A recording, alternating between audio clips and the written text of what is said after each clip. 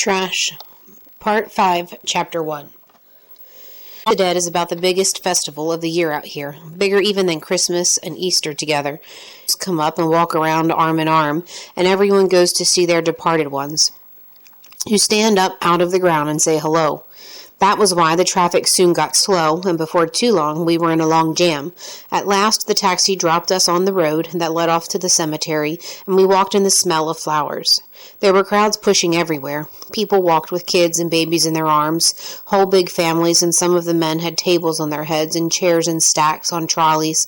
They had cases of beer, great big bottles of water, and the ice carriers were dragging great slabs of ice, shouting for a way through. Little stoves, bags of food, and people dressed up as best they could, as if for a carnival. Little girls in new dresses and the boys in ties, even though it was a hot morning. This is the day when your family is together again.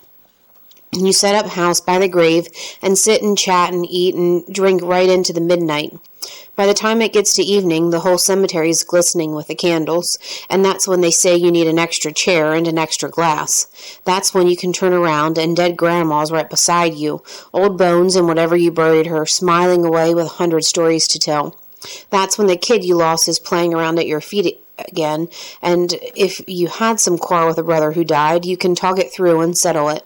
Father Juilliard told Rat all about the resurrection one time, and I guess it's this that he was talking about.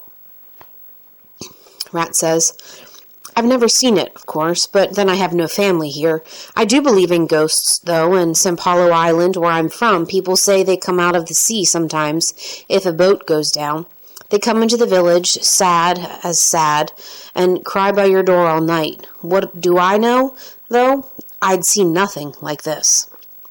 Around us, the flower shacks got thicker, and were overflowing with flowers till the scent lifted you off your feet. There were stores with sweet little Bible verses, plastic statues, plaques, and postcards. The lottery sellers were everywhere, carrying wads of tickets and shouting. After all that, we came to the candle stalls. So many candles, thick and thin, tiny as your finger, or too big to carry. Back from them there were food stalls, doing good business, and the three of us stopped and ate some fish because we were hungry again and hadn't had breakfast. Raphael. I cleaned the blood off my arms, and Gardo said it was time for a plan. Opening up the Bible, we sat eating and reading, and nobody bothered us, because who's going to get upset about even street kids if they're reading the Bible on All Souls Day? There was that breeze again, getting stronger, still with all that flower smell, and we could feel the freak typhoon coming in on us again, ripping at the tents. It was going to be hard keeping the candles lit, so there were lots of people buying little jars for that reason. I said, where we lay, and I scratched my head. I guess he's buried here? Does that make sense? He won't be buried anywhere, I said. This is Gardo. If the police kill him, he's going to be burned up by now and in the trash. No. Go lay down.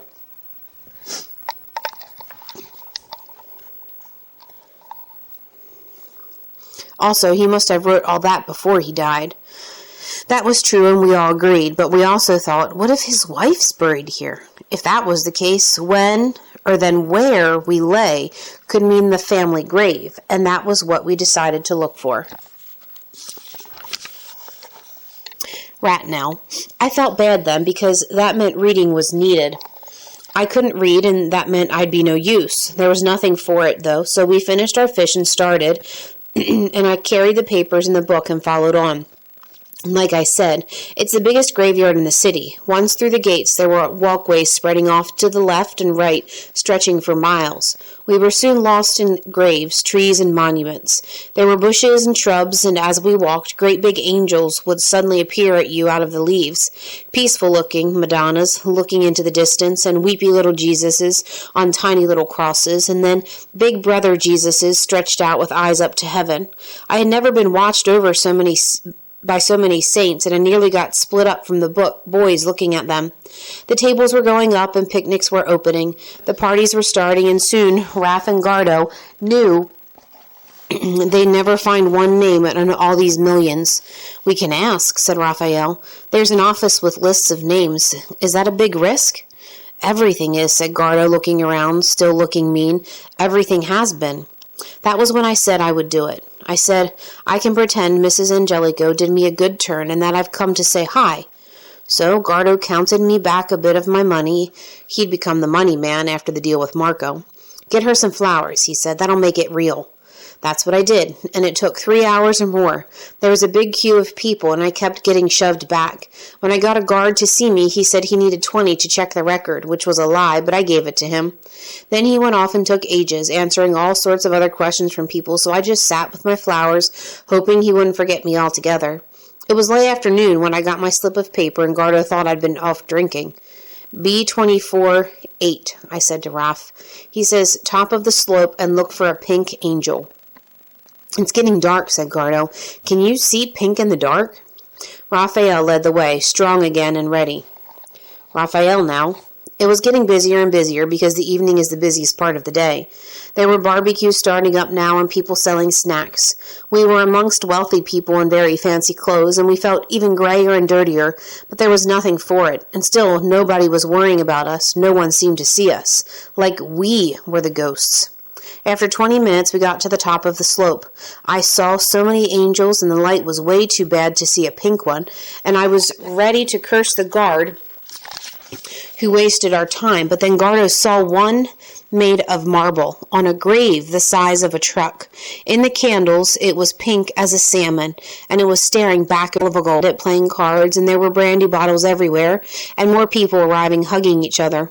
We left them to it, and went in and out of the neighboring graves, wondering what B24/8 might mean, and looking for the name Angelico, and finding nothing. Soon it was completely dark, and we couldn't read the names anymore, so we went back to the Pink Angel and climbed up on a wall nearby and wondered what to do. And that is when we saw the brightest light.